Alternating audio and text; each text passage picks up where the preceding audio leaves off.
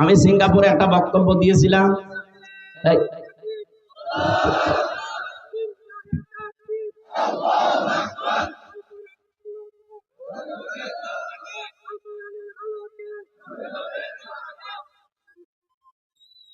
ওখানে আমার জুলুমের উপরে বক্তব্য ছিল।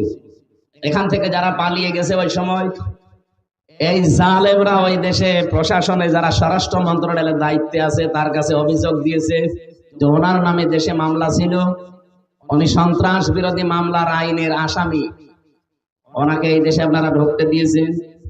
পরবর্তীতে আগস্টের 5 তারিখের পরে যখন মামলা পুরাটা খারিজ হয়ে গেছে, যাদের যাদের নামে ওরা আমাকে নিয়ে গিয়েছিল ওদের নাম ঢুকিয়েছে যে এরা এসে দেশে বিশৃঙ্খলা করতে চায়। ওরা যদি এই দেশের অবস্থা বুঝে যে দেখতো যে পুরাটাই তো বানোয়াট মামলা, এই কাগজ এখন অলরেডি আমার খারিজের কাগজ পাঠিয়েছি, যারা যারা উল্টা মামলা মিথ্যা দিয়েছিল আমার নামে অভিযোগ, এখন তাদেরকে ধরে 1 কোটির উপরে টাকা জরিমানা দিয়েছে। মর শয়তানে বা